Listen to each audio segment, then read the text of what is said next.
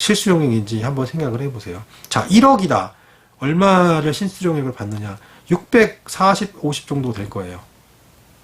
1억 연봉자가 그런 할 수 없지만, 하지만 그런 게 있는 경우에는, 그런 상황이면 경제적 자유는커녕 기본적인 생활을 유지하기도 빠듯한 경우가 대부분이죠. 그게 현실이잖아요. 근데 어떻게 대기업 들어가서 연봉 1억 받는다고 인생이 달라졌냐고요.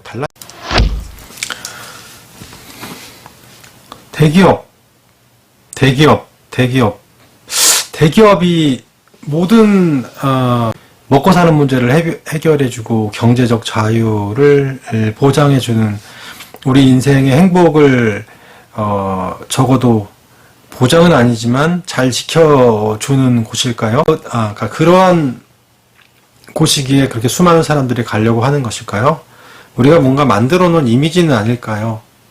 뭔가 잘못 생각하고 있는 것은 아닐까요? 라는 생각을 끊임없이 하게 됩니다. 수많은 사람들이 대기업에 들어가려고 하고 실제로 들어가고 있지만 또 수많은 사람들은 그곳에서 탈출하려고 하고 그 안에서 엄청 고통을 받기도 하고 인격적인 모독과 모멸감을 느끼기도 하고 물론 자신의 한계를 느끼는 경우도 있고 동료 간의 갈등, 직장 상사 간의 갈등, 자신의 휴가라든지 연차를 사용하기 어려운 그러한 활동, 항상 눈치를 봐야 되고 이 자신의 의사표현을 제대로 하지 못하는 그런 고압적인 어떤 분위기 속에서 내가 나의 직무적인 능력을 또 향상시키기 어려운 그런 상황들에 지속적으로 처해 있고 사내 정치라든지 동료 간의 갈등 이런 부분이 심화되는 경우가 수시로 일어나고 있고 다음날 회사 가는 것이 두려운 일요일 오후가 너무너무 두려운 상황들이 항상 반복되다가 굉장히 스트레스가 지속되면서 탈모가 오거나 우울증으로 인해 병원 진단을 받게 되는 경우 그리고 신체적인 손상까지 이르게 되는 경우들이 계속 수시로 발생하고 있다고 듣고 여기저기서 이야기하고 있고요. MZ 세대들은 그렇게 수십 대 1, 수백 대 1의 경쟁률을 뚫고 들어간 기업을 1년도 안 돼서 뛰쳐나오고 있는 현실. 그럼 여러분 여기서 우리가 뭔가 문제가 있다고 생각하지 않으세요? 그렇게 멋지고 나이스하고 돈도 엄청 많이 주는 훌륭한 이념과 철학을 가진 성장하는 그런 국내 대기업들의 모습이 왜 그렇죠? 이율배반적인 거 아닌가요? 적어도 그렇다고 하면 그런 이상적인 회사라고 하면 그 정도는 아니어야 하지 않나요? 예외 없이 어떤 회사를 들어가더라도 국내에 있는 기업들은 특히 대기업들은 현직자들이 회사 욕을 엄청 많이 합니다. 왜 그런지 모르겠습니다. 네. 자, 오늘 제가 테이블을 하나 봤었는데 시총 상위 기업들, 국내 기업들이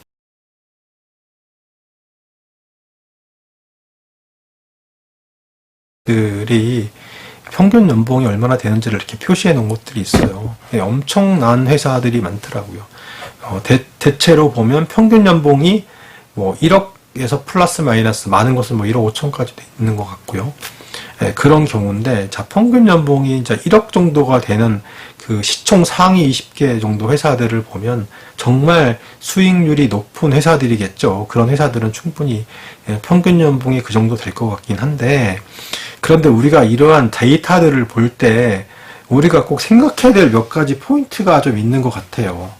현혹되지 마라 라는 생각을 여러분들에게 꼭 드리고 싶어요. 아까 제가 서두에서 도입할 때 드렸던 말씀하고 연결되는 건데 그 데이터들은 일부 시총 상위 기업들이에요. 그리고 우리가 일반적으로 뉴스나 매체에서 얘기하는 것 대기업에 대한 정보들을 보면 대기업 연봉이 뭐 얼마다, 평균 연봉이 신입사원 연봉이 얼마다, 뭐 인센티브가 수천만 원이다 하는 그런 이야기들을 여러분 들을 때 연봉이 뭐 평균 연봉이 거의 뭐 1억 가까이 되고 인센티브를 수천만 원을 받는다 이런 얘기를 들으면 여러분 굉장히 기쁘세요? 그런 회사들이 대기업들은 전부 그럴 것 같은 생각이 들기 때문에 그렇지 못한 상황의 경우에는 그런 상황은 굉장히 자괴감이 드는 경우가 많죠. 기쁜 게 아니라 자괴감이 들겠죠. 비교를 하게 되니까.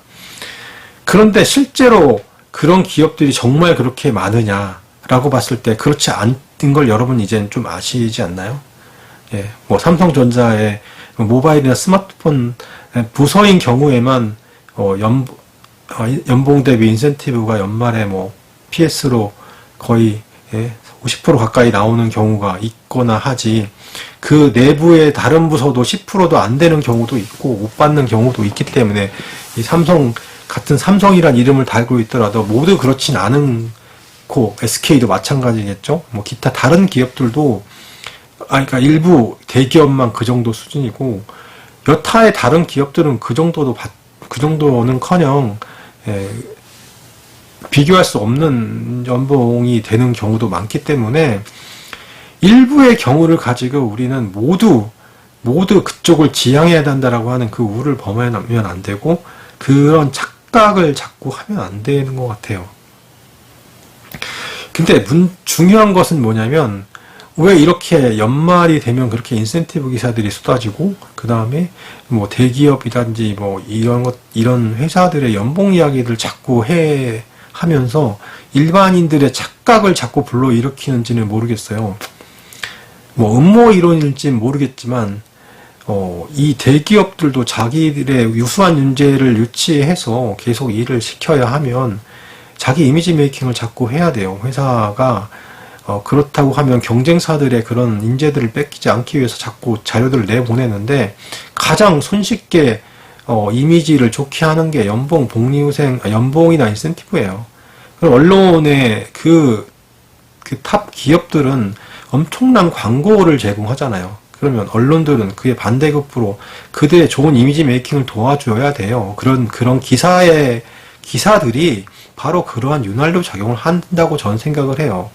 그러면 그 기사들을 보고 또 일반인들은 굉장히 많은 자괴감을 느끼겠지만 생각을 깊게 해보지 못하면 오직 그 기업만이 정답이다라는 생각을 할 수밖에 없게 자꾸 만들어 놓잖아요. 예. 그게 현실인데 그 현실은 우리가 바로 봐야 된다. 그 일부의 상황에 국한한 것이지 일반적인 다른 기업은 그렇지 않다. 뭐 100대 기업 중에 라고 하더라도 일부 탑10, 탑20 기업들 중에 일부가 그러하지 그 밑에 50대 기업 대기업군 중에도 밑으로 쭉 내려가면 그 정도의 영업이익을 내고 그 정도의 연봉이나 뭐 인센티브를 제공하는 회사가 거의 없어요. 많이 없습니다. 약간씩 주긴 하지만 거의 없다라고 하기는 뭐하고 그렇게 많지는 않은 연봉이나 인센티브를 제공하는 경우가 많기 때문에 이거는 다 이 자료의 오류, 이런 어떤 이미지 메이킹의 오류를 여러분들이 잘 인식을 하셔야 된다라는 거고, 두 번째로 이야기하고 싶은 거는 평균의 함정입니다. 평균 연봉이 아까도 말씀드렸지만 그 데이터에서도 보면 평균 연봉이 1억 가까이 되는 회사가 많은데 그 평균에는 어디까지 포함하느냐는 얘기죠. 저 밑에 신입사원부터 저 위에 고위 임원까지 포함해서 평균인 경우가 많을 텐데 그러면 그게 평균이라고 생각을 하십니까? 수십억 원, 수억 원을 받는 연봉하고 뭐 4천만 원, 5천만 원 받는 그 직원들을 전부 토탈해서 한다라는 거는 통계의 의미가 없는, 그래서 그 통계 자체도, 그 데이터 자체도 뭐 인센티브를 포함했는지 아니면 다른 현금성 자원들을 포함했는지의 그 내용도 사실은 불분명하고 실수령의 기준도 아니고, 그래서 그 자체만 보면 굉장히 오해하기 쉬운 그런 평균의 함정이 도사리고 있다. 그래서 그 부분을 꼭 확인을 하셔야 되고요. 훨씬 실제보단 낮을 것이고 오히려 실제에 가까운 연봉을 여러분들이 확인하고 싶으시면 뭐 블라인드라든지 캐치라든지 하는 취업 관련된 앱이나 뭐 사람인이나 하는 그 취업 관련 포털에 나와 있는 직원들의 현직자들이나 아니면 직원들의 경험이나 정보를 오히려 참조하는 게 더 현실적이지, 언론에 나와 있는 그런 뭐 평균 연봉을 가지고 일방적으로 몇 기업만을 대상으로 이렇게 이미지 메이킹이 되는 거를 오해해서 받아들이면 안 된다라는 이야기를 좀 하고 싶고, 그다음 세 번째로는 실제 연봉이 그렇다 하더라도 공제되는 부분이 많기 때문에 실수령액은 훨씬 낮아요. 소득세만 해도 연봉이 올라갈수록 굉장히 많아지기 때문에 실수령액은 굉장히 많이 떨어진다. 실제 받는 거는. 예를 들면 4천만 원짜리 연봉을 받는다는 경우에 뭐 대기업의 신입사원 기준이나 아니면 중견기업의 뭐 대리나 중소기업의 대리 정도 되는 기준이라고 하면 2,900만 원 정도가 실수령액이에요. 만약에 6천이 된다고 하면 420만 원 정도인데, 우리 여기서 알 수 있는 것은 4천에서 6천이 되면 1.5배 연봉이 상승한다고 실수령액도 1.5가 되진 않아요. 왜? 말씀드렸듯이 소득세가 많이 늘어나니까. 8천을 받는 경우에는 대략 530만 원 정도가 실수령액인데, 여러분 8천 연봉이면 대기업의 한 사장급 정도 되고, 일반적인 경우를 말씀드리는 거예요. 케바케지만. 그렇다고 하면 뭐 중소기업에서는 뭐 거의 부장급 이상 연차가 높은 수준이고, 이 8천 정도 주는 중소기업도 얼마나 있을지 모르겠어요. 지금 530만 원 정도면 이게 어느 정도 생활 수준에서 경제적으로 정말 안정된 이런 실수령액인지 한번 생각을 해보세요. 자, 1억이다. 얼마를 실수령액을 받느냐? 640, 50 정도 될 거예요. 1억 연봉자가 10%가 넘었다라는, 100만 명이 넘었다라는 얘기를 하더라고요. 네, 100만 명이 넘어, 110만 명 정도 되나? 그러면 그들이 고액 연봉자긴 하지만 그들이 실제로 받는 그 금액도 650만 원, 40만 원 정도밖에 안 된다. 정도밖에라고 할 수는 없지만 정도라고 말씀드리겠어요.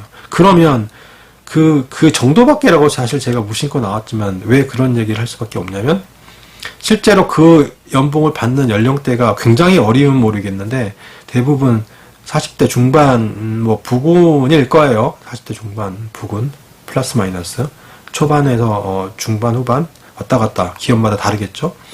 그러면 자녀가 분명히 한 명, 두 명은 있을 것이고, 뭐 수도권이든 어디든 이런 집 관련된 어떤 비용, 하우징 관련된 대출이든 어떤 상환금 이런 것들이 분명히 존재할 것인데, 이게 없는 경우라면 굉장히 안정적인 삶을 살 수 있겠죠. 어느 정도는.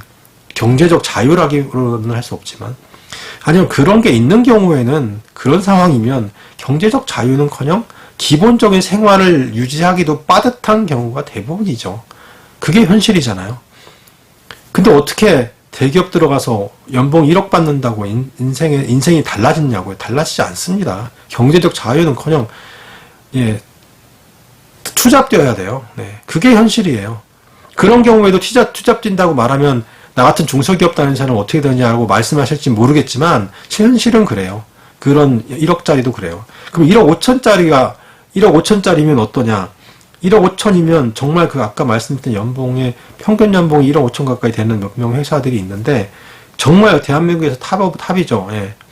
일반 직원들이 그렇다고 하면. 그럼 그 경우에도 실수령액 기준으로는 1,000만 원이 안 되죠. 한 800에서 900 사이, 870만 원 정도가 됩니다. 그럼 그 연봉 정도가 되면 정말 우리 인생의 경제적 자유가 막 이렇게 정말 프리하게, 정말 골프도 한 달에 몇 번씩 치고, 뭐 해외여행도 자주 가고, 아파트도 큰 거 사고, 이렇게 자유롭게 쓰고 이게 됩니까? 예. 이게 되는 구조가 아니라는 거예요. 이게 되는 구조가 아니고, 이 직장 생활, 여기서 우리가 봐야 될 건 뭐냐면, 대기업, 이 연봉, 이런 차원을 이제 거기서 좀 벗어나서 직장 생활 자체의 월급쟁이 생활을 한다라는 것의 한계는 바로 거기에 있다라는 거예요. 연봉은 리미트가 있어요. 내가 그 0.1, 몇 프로의 확률을 뚫고 대기업 고위 임원이 되는서 오래 버티는 경우, 1년 만에, 몇 개월 만에 잘리면 그거는 그냥 평직원으로 다니는 것보다 못한 경우지만, 그 1% 내의 그 확률을 뚫고 고위 임원이 돼서 올해 최소 5년 이상 버틴다라고 하면 그거는 경제적 자유를 획득할 수가 있지요. 그런데 그런 사람이 대한민국에 몇 명이나 됩니까? 그 대기업 직원 중에. 자, 말도 안 되는 그런 환상이나 그런 생각들이나 막연한 이미지를 가지고 대기업 연봉을 쫓는 게 아니라, 제가 방금 말씀드린 그런 부분들이 현실적으로 판단을 잘 해야 되는 것이고, 그럼에도 불구하고 대기업에 들어가서 그런 많은 고통이나 고생을 많이 하시는 분들이 많이 계시기 때문에 드리는 얘기예요.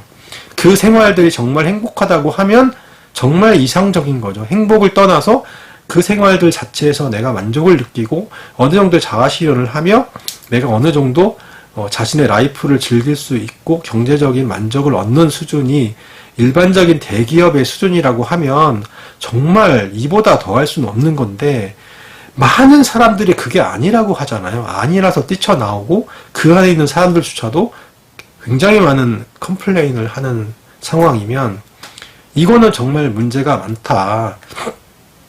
같은 문제가 있어도 이 우리나라 대기업은 좀 그런 조직 문화의 측면에서 봤을 때 좀 많이 더 심각한 것이고, 그거를 연봉의 측면에서 봤을 때도 그게 이상적인 것만 바라보면 오해할 수가 있다라는 거죠. 누가 노출된 것만 이미지 메이킹에 의해서 만들어 놓은 측면이 너무 많기 때문에 현실은 그것보다 훨씬 더 냉정하다. 그 연봉을 받기 위해 얼마나 많은 노력과 수고와 정신적, 육체적 고통을 감내하면서 그 일들을 수행해 나가는지를 여러분 우리는 많이 들어서 잘 알고 있고, 많이 경험해서 잘 알고 있습니다.